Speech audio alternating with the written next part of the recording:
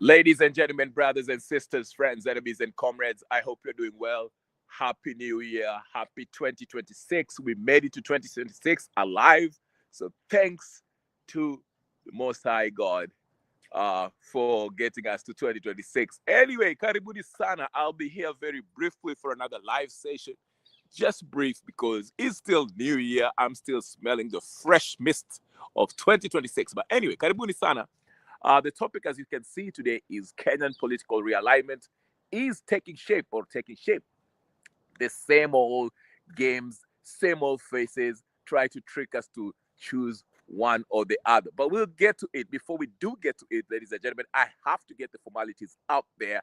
If you are here for the first time, ladies and gentlemen, and you're wondering who I am and what I talk about, I simply talk about Kenyan politics and world politics as it relates to Kenya. So if you like that kind of content, this is your place to be. Subscribe, share, like, comment, and do all the good stuff. I might not be coming in here every day like I used to. I'll try to make a one video every week or whatever the case is because life happens. So we can't be up here all day, every day, but we'll try.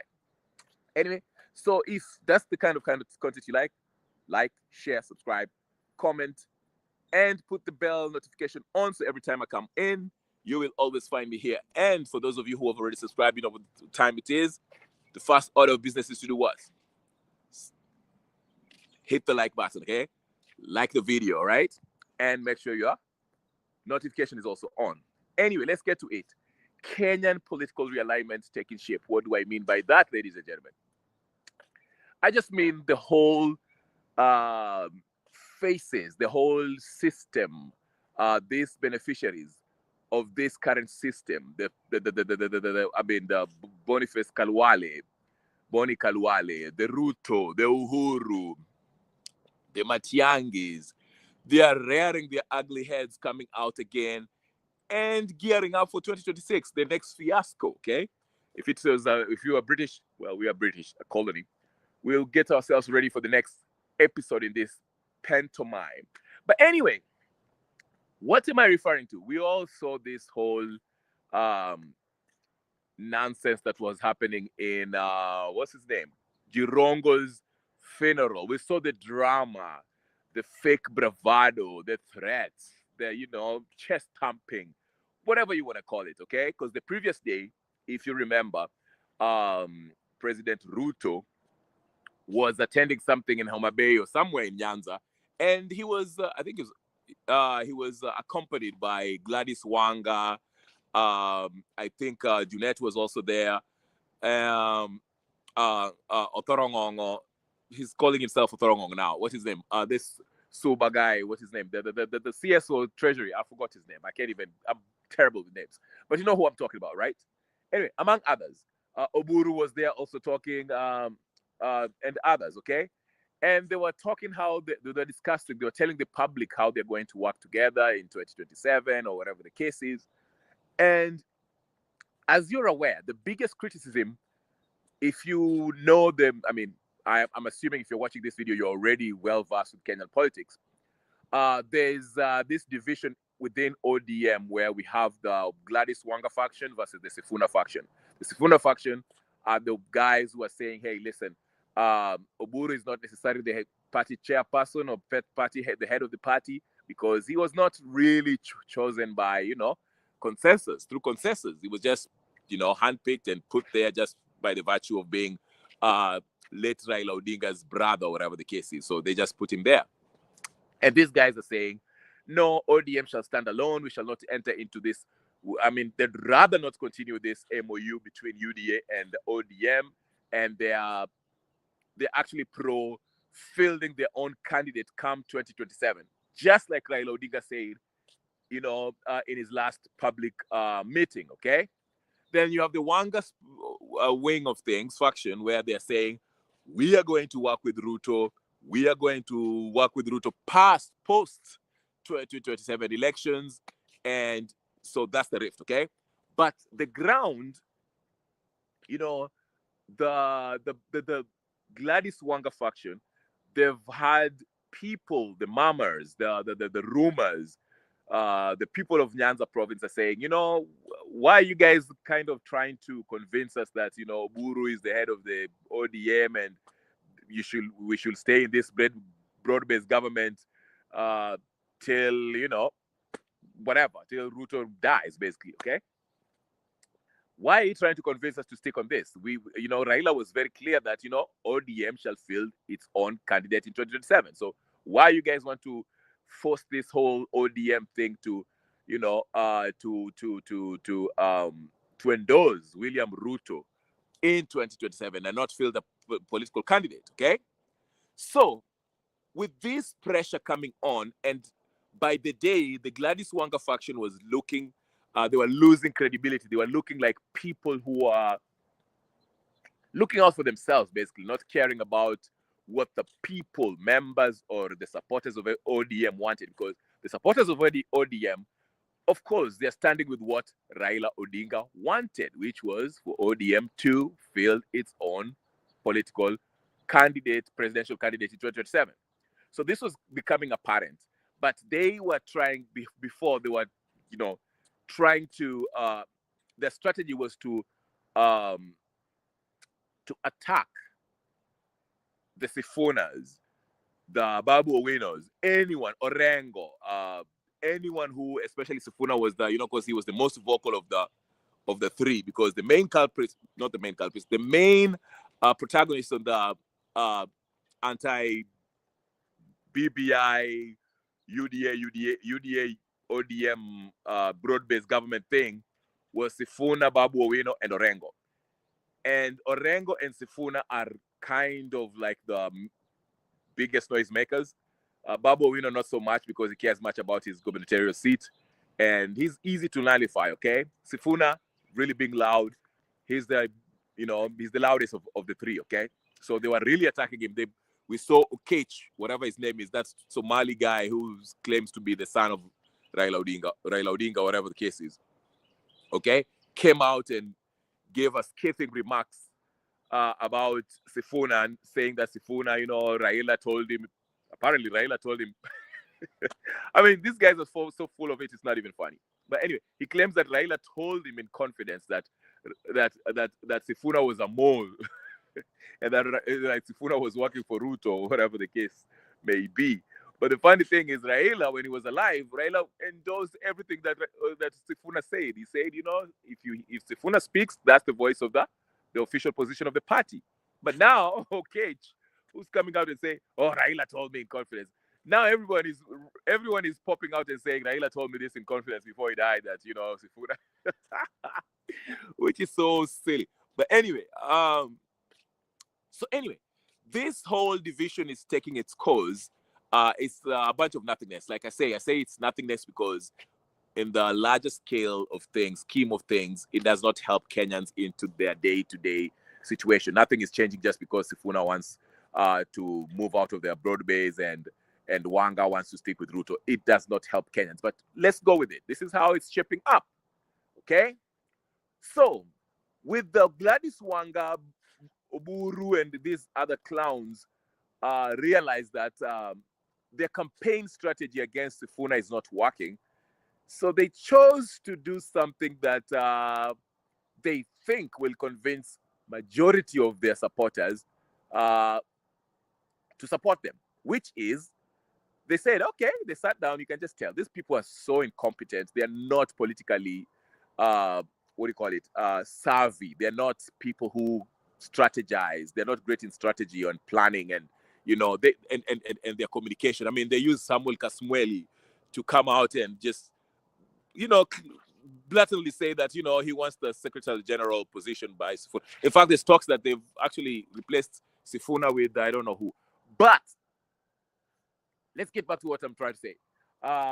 So these guys, they figured out that majority of Kenyans, majority of ODM supporters, they have the receipts, the video of Raila Odinga making it clear that ODM shall have its own candidate in 2027, which I explained in my previous videos that that pretty much meant that ODM was going to Raila was going to walk away from this broad-based government, okay?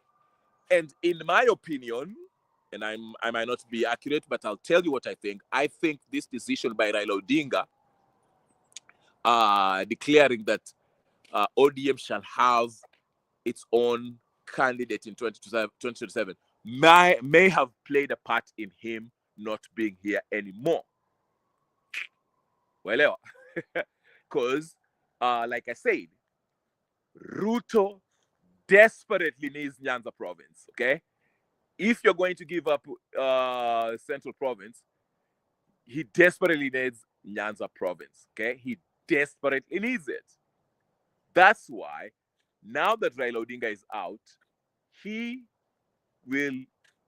is heavily investing in these opportunists like the Wangas and Badis and the Pure and Eyes, greasing their palms with Kenyan taxpayers' stolen money to create this narrative that Nyanza province is fully behind Ruto's re-election. That's why he's really manipulating the Oburus and everybody else to be on his side, to continue this partnership, because now that they've realized that they've been exposed by that one video of Raila Odinga explicitly saying that they shall not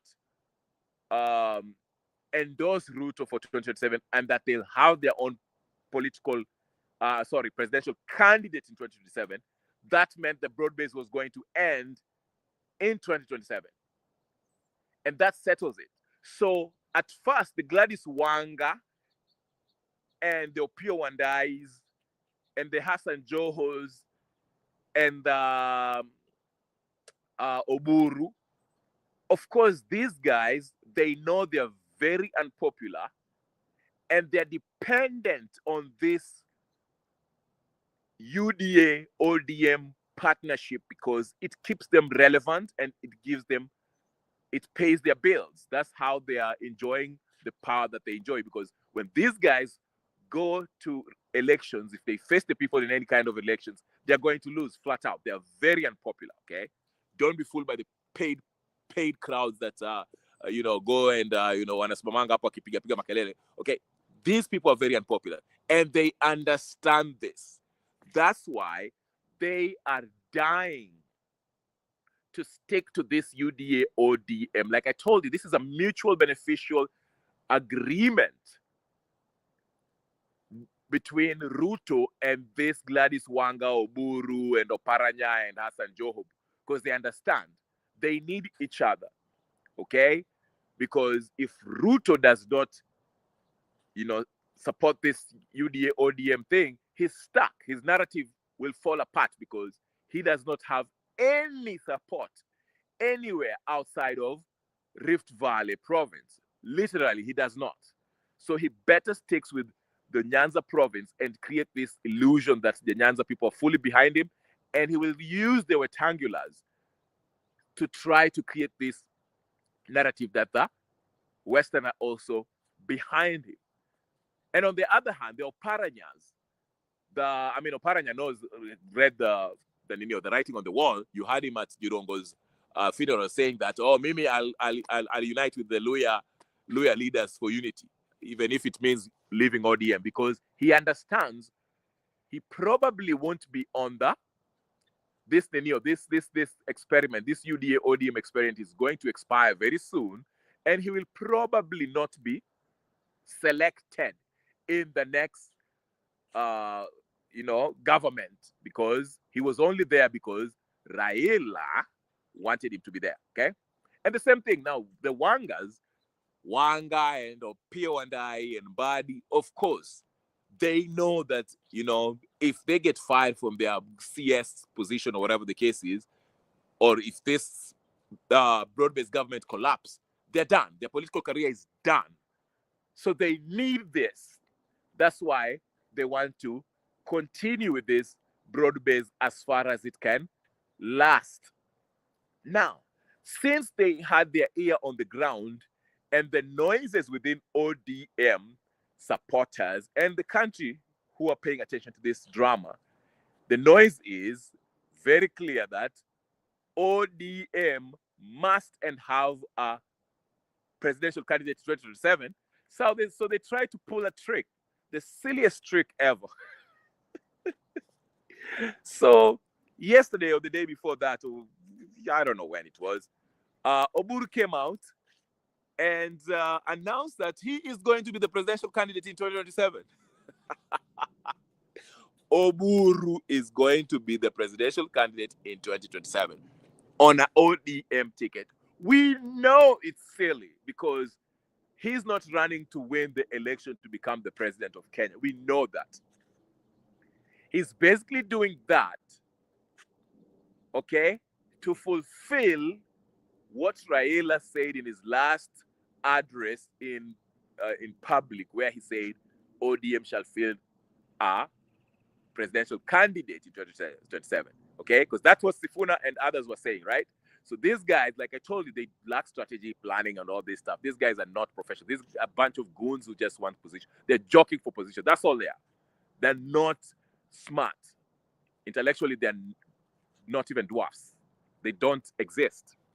So anyway, so these guys come up with this genius plan that, oh, since we've installed Oburu as the head of the party, Oburu will run for president in 2027. Obviously expecting Oburu not to win, because the whole deal is Oburu will just run, but it is to help Ruto in his narrative that Luo Nyanza is fully behind Ruto, so that once Ruto has rigged himself back in, he will reward Oburu and the Wangas to be part of government and give them some, political positions, whatever the case is, CS of I don't know what, whatever, okay? You know how it works. So that's the reason why they came up with this silly, stupid reason that idea that Oburu should run for president. He's the... But anyway, but here's the thing. Now let's give it a national outlook. So anyway, while Ruto is working on Nyanza province, we saw the drama in Jirongo's funeral, and Jirongo's brother was very, very clear about what he thinks about the death of his brother.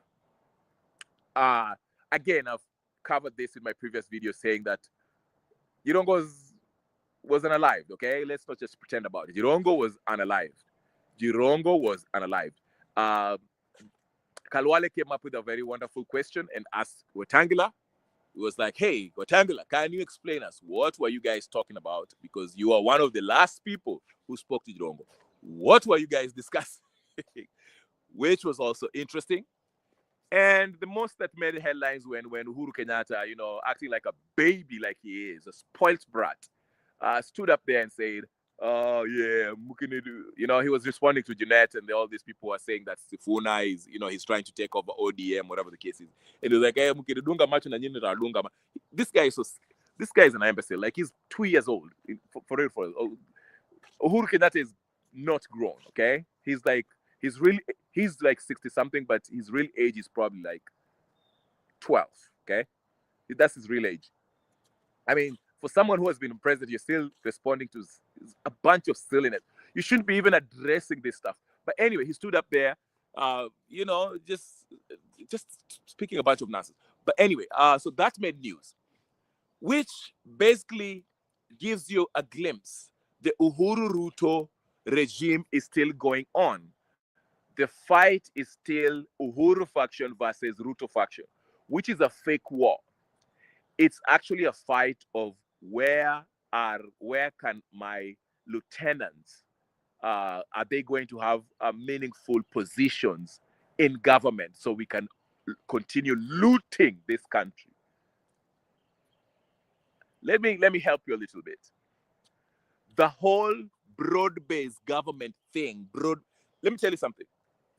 Let me help you a little bit, okay? Let me wrap it up. I said I'll make this video short, and I'll make the video short. I want to get to the point. These political class, Akina Ruto, Raila,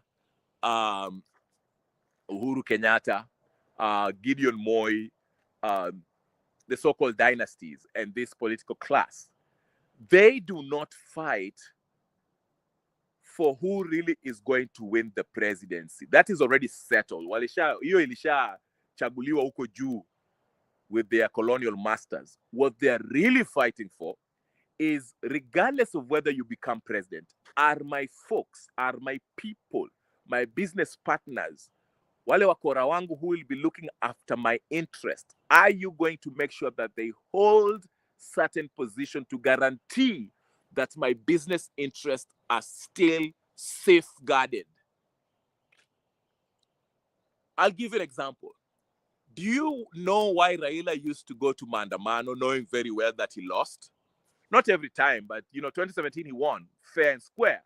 2007, he won fair and square, right? But do you know why he settled for this handshake? Why did he usually settle? Let's use 2022, because that's the perfect example that I'll show you to drive this point home. Okay? That explains the political realignment taking shape. It's always the same kind of realignment. It's just trading horses there, but they're the same faces in strategically positioned governmental appointments to guarantee, that the business interest of a certain family, political class, member of the political class, is maintained. Thank you, Martin. Okay. Is maintained. Let me give you an example. So 2022, we went to the elections, right? And Ruto won. We can argue that Ruto won by evidence. Ruto won. Now, if you want to argue that Raila won, so I'm not here to, whatever the case is. But anyway, so Raila told us that I'll take this matter to the court, and if the court rules that Ruto won in fair and square, I'll leave it at that. And that was his word. Then we went to the courts. The courts made their judgment and upheld the victory that was announced by the IBC that Ruto won, right? So, story inafaa kuishi hapo. No. The story didn't end there, right? So, after the ruling, 5 months after the ruling, Raila meets with Uhuru Kenyatta, so to speak, okay? Then, 5 months after that, Raila comes out and say, oh, no, you know what? We want something akin to the Kofi Annan Accord that happened in 2008, which was what? The Government of National Unity, okay? Right? Where we had prime ministerial position and presidential position and deputy prime ministerial position and all this stuff, which is basically BBI, which is basically broad-based government, which is maybe NADCO, okay? That's what we want. Now, Ruto say la hasha, kuna no nusu mkate, no, I'm not standing for this. I won, weka huko, we're not doing anything. Raila akasema, oh, okay. He summoned his demons to control his thugs and goons. They went to the streets. We had the atrocities happen, and it forced Ruto to the discussion table. Okay, wakaenda. The first talks failed because Ruto's folks, who he sent there to discuss, were taking an intransigent posture. They were not giving an inch to what they're standing for. So the talks collapsed. So Tiende Amolo and others, it didn't work. With Angola, it didn't work, okay? So they had to go back and wakaanza negotiate tena with a new team. Wakina Cheruiyot, Kalonzo Musyoka was heading the Azimio side, wakakaa chini. And this time they called it NADCO, right? Okay? So they reached out to the NEO, then they couldn't agree on a certain keys in the certain issues in the discussions, right? So since Ruto did not want to give up a couple of points, Raila akasema, oh, okay, went back to Huru, kaenda wakachukua Maina Njenga and other people, but this time, since part of the preconditions before sitting down was that the Azimio were not to go back to the streets to protest. They could not do that and they had it down signed. Okay, it was legally binding they cannot go back to the streets as long as these NADCO talks are going on. So what did Raila Odinga and Uhuru Kenyatta and Jimmy Wanjigi do? They sat down, okay, collected some money, and rebranded this whole movement, roping in the youth of Kenya, who are not traditionally the Raila supporters. They called it a Gen Z movement. Wakaenda hapo, and they went and wakaenda hapo parliament, almost took down, Ruto's government. This was to show Ruto that, hey, listen, buddy, if you do not want to agree for us, we, the political Kenyan corrupt oligarchy, if you can't play by our rules, we can actually take you out. That was basically what Raila was doing, Raila Odinga and Uhuru Kenyatta and all this Jimmy Wanjigi. Because remember, Jimmy Wanjigi told us that he was financing the Gen Z movement. He was part of the people who were financing the Gen Z movement. Remember, when Duale was the secretary of security, was telling us that he has evidence, okay, that the Kenyatta family are involved in funding the protests that are happening. You understand? So basically what I'm trying to tell you is this. Since Ruto did not want to play ball in the agreement, during the agreement amongst these political class, okay, these billionaires in Kenya who control a lot of businesses, aspects of our economy, okay? Since Ruto did not want to agree, wakamwambia, we shall show you. Kama umekata, let us show you who really runs this country. So they went and wakaleta yo Gen Z. Gen Z went at wakaingia parliament, which shook Ruto's government to the core, to basically demonstrate to Ruto that, you know what, you're not really in control. You think you're in control? No, you're not. That's why Raila came back and said, I'm the one who saved Ruto's government. If it wasn't for me, the military was going to take over from Ruto. And who are the military? Military is deeply entrenched, connected with this political class. Go check out Martin Gatia's old videos. He'll tell you how the generals of Kenyan army are very corrupt. Okay? But anyway, so I'm trying to illustrate to you that this whole protest, this political wrangles between different factions is not really about who wants to lead the country. It's always about who controls what, economically speaking, the business interest of this political class. It's never about democracy. That is settled. That's why Raila Odinga does not care if Ruto continues being the president and knowing very well that he won, because he knows as long as my business interest, I get paid, and the conditions that I put down, ile tumesikizana ati, hey, you shall deliver this, na ile biashara yangu ya mafuta, na ya gas, it stays intact, don't touch it, he's okay with that. The same thing with Uhuru Kenyatta. He says as long as the Kenyatta family's business interests are safeguarded, we are okay. And my people who have, so let me go further a little bit, okay?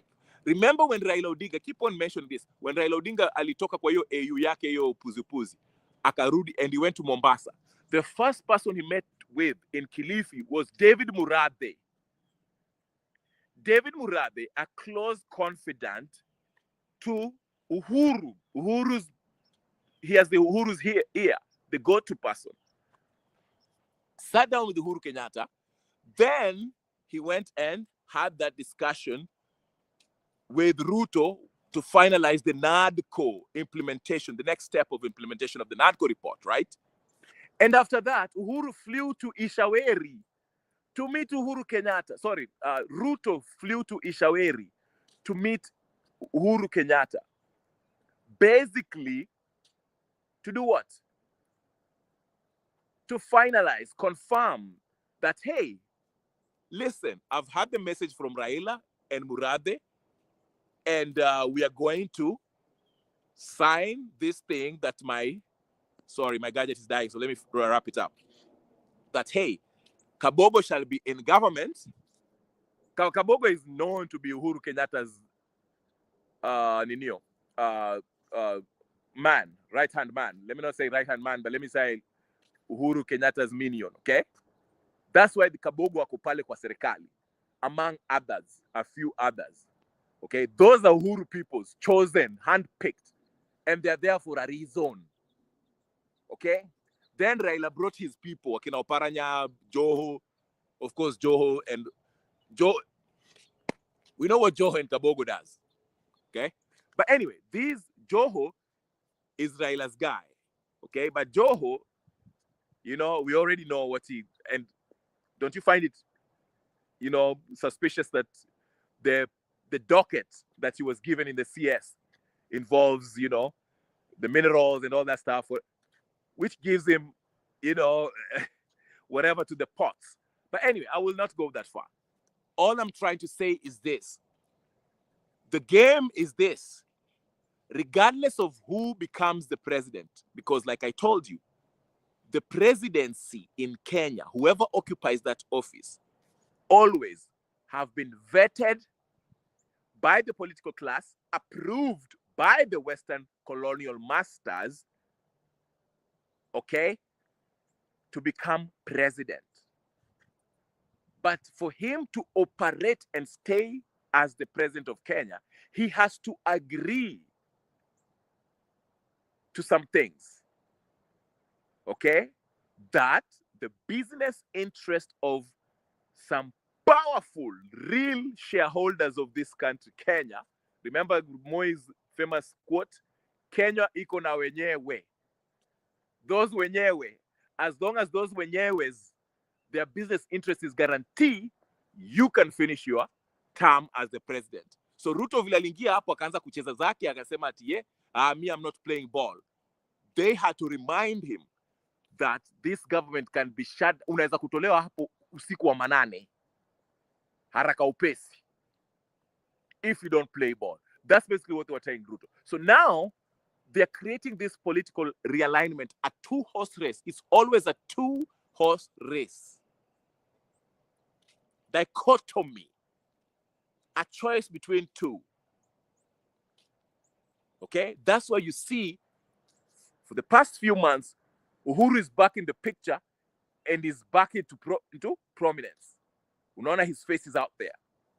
He's more vocal. He's speaking up. Because he wants it to be known that he is the